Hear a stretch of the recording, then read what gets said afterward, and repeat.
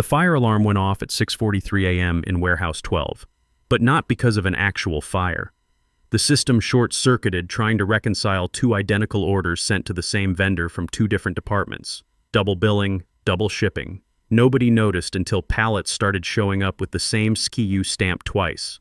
One marked Priority CEO, the other Urgent Strategy Team. That's when I knew Nexus was coughing. Not crashing, just coughing, clearing its throat in that quiet, ugly way before all hell breaks loose. But I'm getting ahead of myself. Let me back up. I'm Calvin Pierce, 48 years old, and 2 weeks before that fire alarm, I was sitting under my desk at 3 a.m., energy drink in one hand and diagnostic tablet in the other, trying to figure out why Nexus had randomly decided that all January birthdays deserved double overtime pay. That wasn't a glitch. Was Carlos in payroll trying to rig the system again so his nephew could afford spring break? I fixed it silently, logged it, let it go. That was the deal. I kept Nexus breathing, and in return, the company let me live in peace. No team-building exercises, no forced birthday celebrations, no meetings that could have been an email. Just me, my machines, and a jungle of code that looked like spaghetti cooked by a blindfolded raccoon. Nexus wasn't pretty, but it worked because I worked. 15 years I'd been nursing this system, ever since my Navy days taught me that when something breaks at 2 a.m. in the middle of the Pacific, you better know how to fix it yourself. Back in my Navy IT days, I'd kept carrier communication systems running through typhoons and equipment failures that would make civilian techs cry. 20 years of that taught me something corporate America never understood. Systems don't fail dramatically. They fail quietly, one small error at a time, until someone who knows what they're looking for notices the pattern. Most people wait for the explosion. I learned to listen for the whisper. When I left the Navy at 33, I had 2 kids starting middle school, an ex-wife who needed regular child support, and a skill set that made me valuable to exactly one type of company, the kind that had grown too fast and built their IT infrastructure like a house of cards. Apex Industries was perfect. They needed someone who could take their mess of interconnected systems and make them actually work. I wasn't flashy, I wasn't loud, but I was necessary, whether they knew it or not. I was the one who patched the procurement loop after their digital transformation failed spectacularly. I was the one who built the back end that let HR pretend they understood metrics. I was the one who designed the fail-safes that rerouted critical shipments before customers noticed delays. But I didn't speak at town halls. I didn't wear ties. I didn't use buzzwords like synergy or disruptive innovation. So the executives forgot I existed. Only the staff on the 3rd floor even knew what I looked like. Diane in logistics called me the wizard in the server room. Carlos in accounting once left me a note that said, "Thanks for fixing the printer again. You're the only reason I haven't thrown it out the window." I kept that one, put it on my toolbox. The kids were in college now, both of them on partial scholarships I'd helped fund by working every overtime hour Apex would give me. Sarah was studying engineering at State, following in her old man's footsteps. Michael was pre-med, smarter than I'd ever been, determined to fix people instead of machines. Their mother and I had our differences, but we both wanted the same thing. Those kids succeeding in ways we never could. So yeah, maybe my company card had a few charges labeled cybersecurity certification and 0-day mitigation workshop. And maybe I submitted them every quarter like clockwork, but nobody questioned it. Not finance, not HR, not even the VP of operations. Why? Because when Nexus hiccuped, people lost bonuses. When Nexus failed, people lost jobs. When Nexus died, well, we'll get to that. I kept my world simple. Quiet updates at night. System reports routed through my console. Admin keys rotated weekly. And yes, I backed everything up off-site, triple encrypted, and tied to biometric access. You think I trust some sales guy with access to anything past his Outlook calendar? The man once clicked on a "You've won a Tesla" pop-up and bricked his laptop twice in 1 week.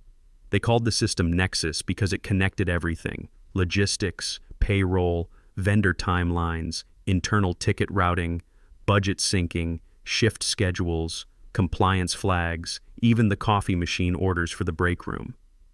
If you unplugged me, the lights would still be on, but nothing would move. You'd have a Ferrari with no key, no gas, and the engine password protected behind 3 firewalls and a smiley face sticker that said, "Nice try." Those training courses Bradley would later call unauthorized, they weren't courses. They were enterprise-grade security certifications that had probably prevented $45,000 worth of cyber incidents over the past 2 years. The kind of attacks that would have made headlines if they'd succeeded. But nobody reads the nothing happened reports. But nobody asked about Nexus. They just assumed it worked like magic. And I kept it that way until he showed up, Bradley Hudson. If arrogance were a cologne, he'd bathe in it. Perfectly styled hair, designer suits that cost more than most people's monthly salary, and freshly minted into HR management because nepotism is a ladder and his daddy owns the building. Word was he'd gotten his MBA from some prestigious school and thought that made him qualified to run operations he'd never touched. His father, Walter Hudson, had built Apex from nothing 25 years ago. Good man, from what I'd heard. Understood that success meant keeping the machinery running, not just talking about it. But Walter was getting ready to step back, and Bradley was being groomed to take over. Problem was, the kid thought management meant managing spreadsheets, not people or systems. On Bradley's 3rd day, he asked my supervisor, "Why is this Calvin person expensing $3,400 on training courses without approval?" My supervisor, God bless him, replied, "Because if he stops learning, hackers start earning, and our insurance company stops covering us." Bradley didn't laugh. He went straight to finance, straight to compliance, straight to the CEO, his father. And I knew the minute I saw him print out one of my expense reports on premium paper and slam it on the conference table like he was dropping the Declaration of Independence, the countdown had started. The meeting was supposed to be about Q3 productivity metrics, a 90-minute PowerPoint about why pizza parties should make up for canceled bonuses. I showed up because the invite said mandatory, and I wasn't about to give HR ammunition for some compliance violation. I sat in the back like always, hoodie up, nursing black coffee that tasted like it had been filtered through gym socks. Nobody noticed me. Nobody ever did. Not until Bradley clicked to slide 7 and made my name the headline. "Let's talk about accountability," he said, smiling like a shark that just smelled blood in the water. The room went quiet. My name sat there in bold calibri, Calvin P. Ongoing non-compliance with expense policy. I blinked. He didn't look at me. Not yet. He was feeding off the power of silence. "I conducted a review of recent expenses," Bradley continued, projecting his voice like he was auditioning for a courtroom drama. "Multiple charges from this employee who, as far as I can tell, operates unsupervised, items that were never approved by HR or finance, courses, licenses, whatever he wants to call them." He turned to me finally. The room followed, neck by neck, like dominoes toppling toward a cliff. "Calvin," he said, "would you like to explain why you've been using company funds for personal development without authorization?" I could have explained. Could have told him about the enterprise security modules that kept our customer data from ending up on the dark web. Could have mentioned the 0-day vulnerability patches that prevented 3 separate breach attempts last year. Could have walked him through the cost-benefit analysis showing how $3,400 in training prevented an estimated $45,000 in security incidents. Instead, I just looked at him. Kid thought he was playing chess when he was really just knocking over checkers pieces. "I've already cleared this with the CEO," he went on, raising his voice like he was delivering a verdict. "Effective immediately, your employment is terminated. Please surrender your badge and log out of all systems. Security will escort you if necessary." Ever hear a room hold its breath? You could feel the temperature drop. The air went still, like even the molecules were waiting to see if I'd cry, scream, beg, throw my coffee cup. Bradley stood there with his hands clasped, like a Disney villain, thinking he'd just solved the company's biggest problem. What he didn't realize was that he'd just pulled the pin on a grenade and was holding it like a trophy. I stood up calmly. No twitch, no tremor, just a slow rise and a glance around the room. Half the engineers looked like they'd swallowed their tongues. Sarah from IT actually started typing with her laptop still half closed, probably trying to figure out what this meant for her. I reached into my pocket, pulled out my ID badge, walked to the center of the room, and placed it gently on the long, glossy conference table next to the coffee carafe like I was leaving a tip.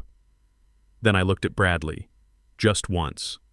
The automated fail-safes will kick in within a few hours, I said quietly. When my access credentials expire, you'll see what unsupervised really looks like. He blinked. Excuse me? Good luck. And then I walked out. No mic drop, no grand speech, just those 2 words. He laughed. That forced little chuckle people do when they're unsure if they've been insulted. Was that a threat? He called out. But I was already gone. Elevator doors closing, the world going mute. Last thing I saw was his reflection in the polished chrome, all teeth and confusion. What nobody in that room knew, what Bradley never bothered to learn, was that Nexus didn't just run logistics, it was logistics.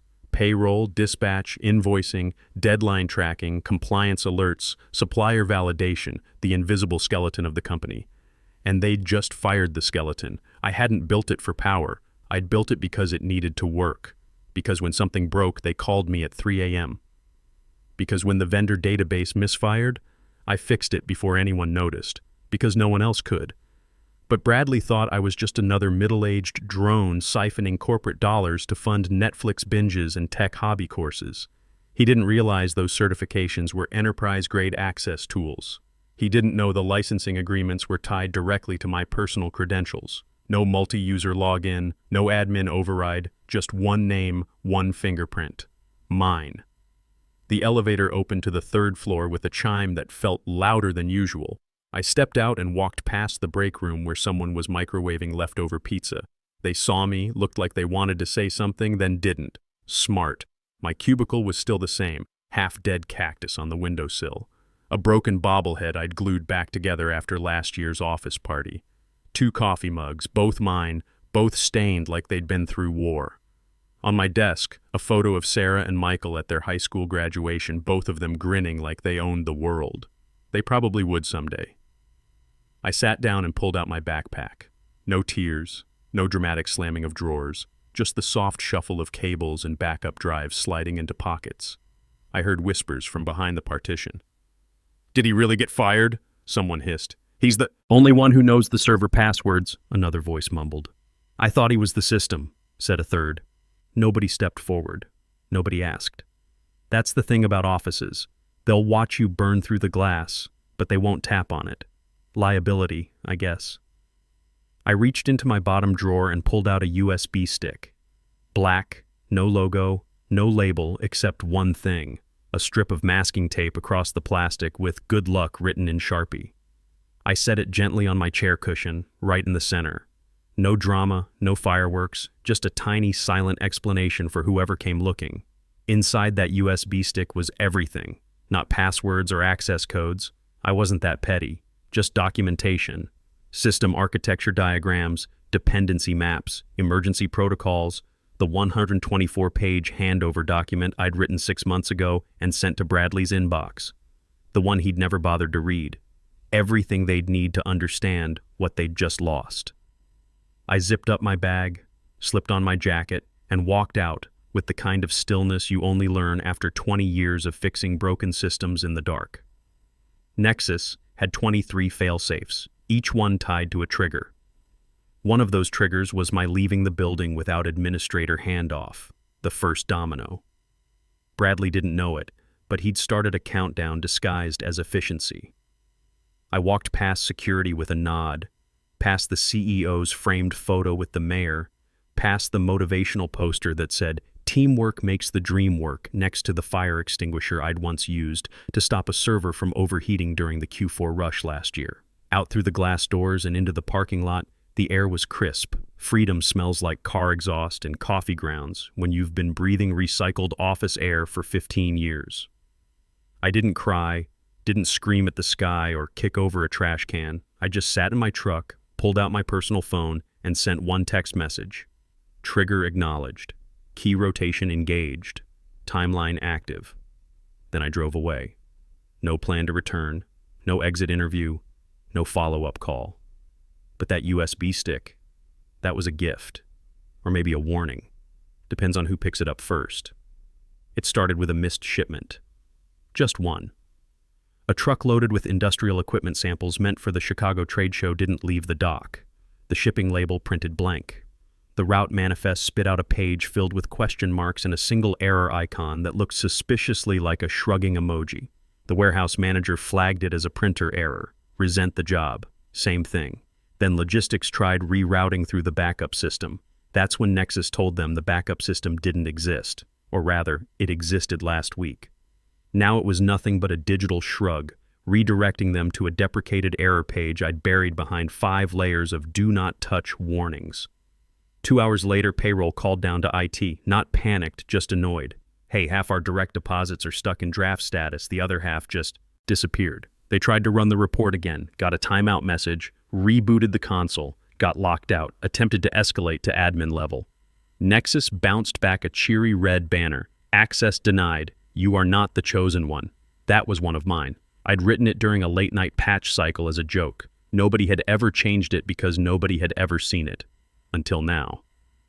By hour 3, Bradley was holding his first change acceleration meeting, pretending nothing was wrong. Just a few hiccups, he said, adjusting his tie. Growing pains from legacy system issues. His exact words were, "Let's not catastrophize minor glitches." That phrase would later be printed on coffee mugs by several bitter staffers. Downstairs in IT, Sarah was sweating through her college sweatshirt. She'd inherited my office, my systems, and the faint lingering scent of burnt coffee and 15 years of late-night fixes. Now her dashboard looked like a Christmas tree decorated by someone having a seizure. Every light blinked red, every ping returned static, every recovery attempt was met with a wall that said, "Admin validation expired, manual override required, good luck." Up in operations, Diane started piecing it together. "Didn't Calvin handle Nexus?" she asked during a staff meeting. Silence. I mean, wasn't he the main admin? Nobody answered. Sarah, bless her 22-year-old heart, whispered, "I thought he was like part of the system, like some AI thing." Diane stood up and walked straight to HR, asked for access to my old files, found them password protected, called IT. No answer. Called legal. That's when the real panic started. Legal tried to access compliance reports for a vendor audit due in 24 hours. Nexus responded with a spinning wheel, then spit out a gif of a raccoon setting a dumpster on fire. That was definitely mine.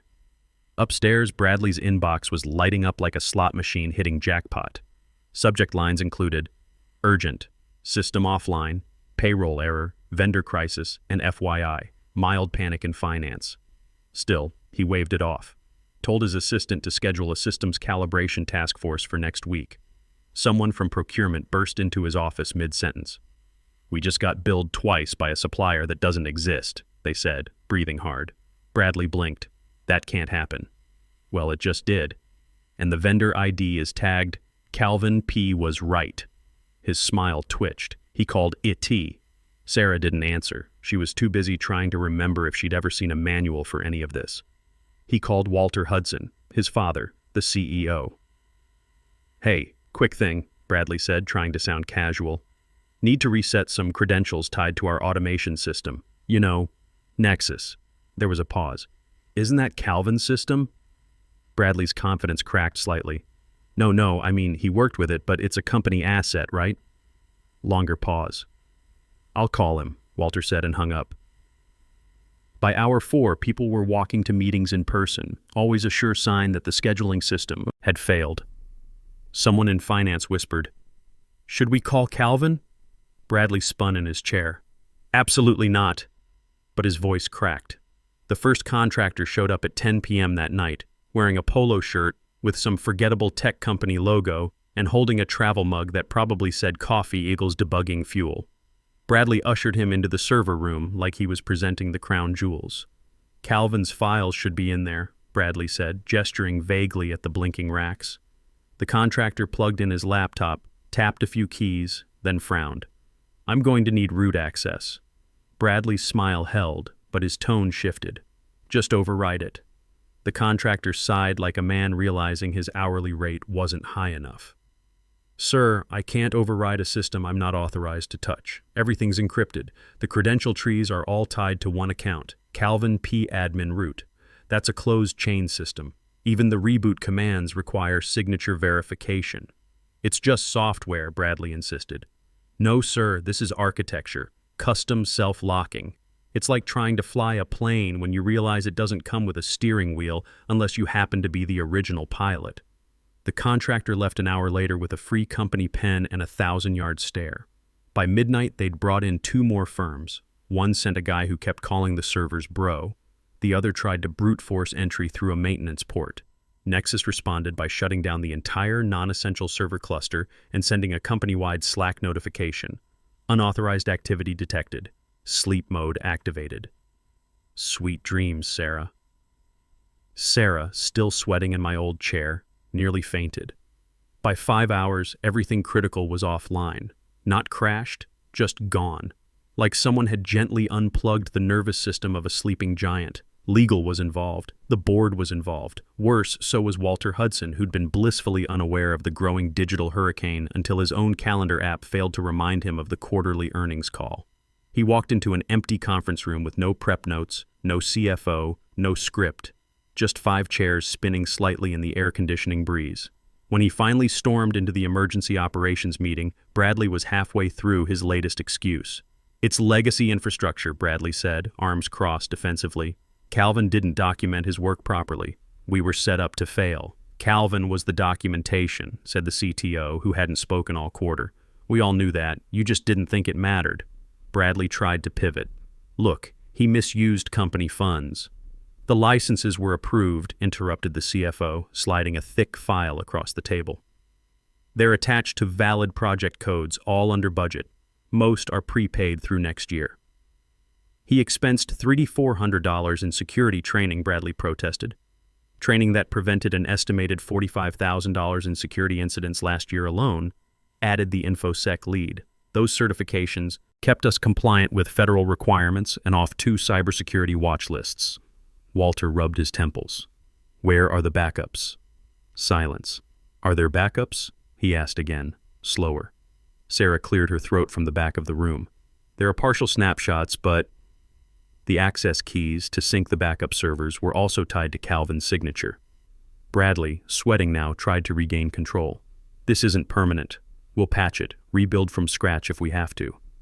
The CTO laughed, actually laughed.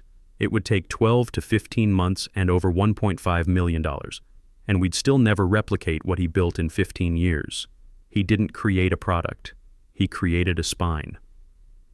That's when Walter ordered the full audit, not of Nexus, of everything.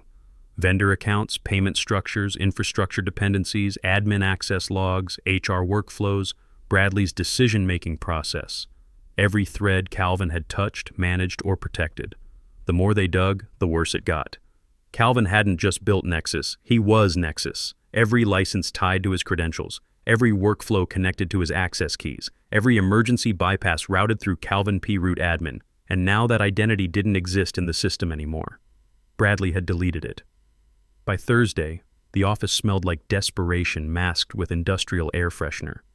The usual cliques dissolved into anxious hallway conversations and whispered questions nobody wanted to answer. Even the VP of strategy, who hadn't spoken to anyone without a graduate degree in years, was seen hovering by the server room with a protein bar and confusion he couldn't articulate. The CFO called an emergency finance meeting, the kind where emergency sounds manageable but feels like getting dragged behind a truck. "Pull every record on Calvin's expense reports," she ordered, laptop open like she was defusing a bomb. 45 minutes later, they weren't speaking in numbers anymore. They were speaking in horror. First discovery. Calvin's unauthorized courses weren't courses at all. They were enterprise licenses, multi-factor encryption modules, adaptive security algorithms, proprietary supply chain protection tools, software you couldn't even buy without federal clearance. And Calvin had purchased them at discounted military contractor rates through connections he'd established in year 2. All legal, all under budget, all approved by Bradley's predecessor. Second discovery. Every purchase was registered to Calvin P. Enterprise and cross-referenced to internal project codes that matched Nexus's core framework. Third discovery. The licenses were non-refundable, non-transferable, and region-locked to the original operator. Any attempt to override or reassign the credentials would trigger immediate invalidation of the entire software suite. That's when the real panic set in. Diane from logistics had the final piece. She found Calvin's handover documentation, 124 pages, step by step, labeled, "In case I get hit by a bus." It had sat unopened in Bradley's inbox for 6 months, unread, time-stamped, traceable. Walter stared at it on his laptop screen, lips pressed into a thin line. He turned to legal. "If we offer him a consulting contract, can we restore access?"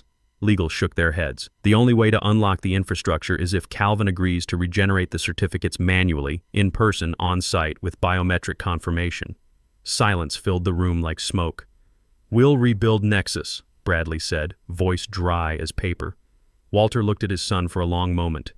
"You're reassigned to strategic planning, effective Monday. No operational authority." What they didn't know was that Calvin wasn't hiding.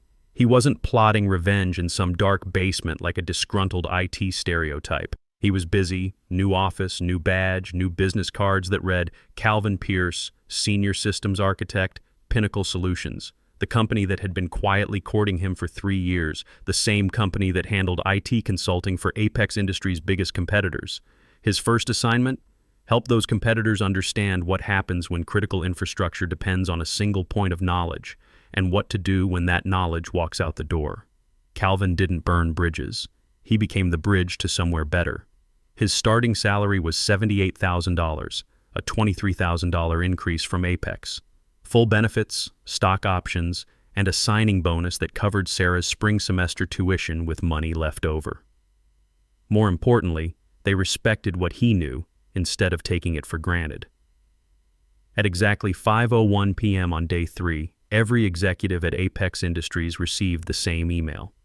Subject line, "Nexus Final Certification Status." The message was short, clinical, professional. Per automated security protocol, admin key. Calvin P. root access has been permanently deactivated. System recovery requires physical reauthorization from original certifying administrator. This process cannot be reversed remotely. Good luck. No signature, no contact information, no reply option. Attached was a single PDF, a scanned copy of Bradley's termination memo, covered in red annotations. Each arrow pointed to a procedural violation, a legal oversight, a breach of company policy. At the bottom, in precise red text, termination executed without proper systems transfer, infrastructure liability confirmed. Just then, Slack lit up. Not a message from someone. A message from Nexus itself. The final ghost in the machine. Company-wide notification. No filters, no permissions, visible to everyone. Good luck. You had a few hours, nothing else. Just those 6 words hanging on every screen like smoke. 3 months later, Apex Industries was still running on expensive temporary patches and borrowed time. They'd spent $75,000 on emergency contractors and were facing a $1.2 million rebuild estimate. Calvin Pierce was designing the IT infrastructure for their biggest competitor's new facility, and every time someone at his new job asked how he knew so much about enterprise system failures, Calvin would just smile and say, "Experience. Hard-earned experience." The fire alarm in Warehouse 12 was just the beginning. The real alarm was the sound of a company finally realizing what they'd lost, and by then, it was much too late.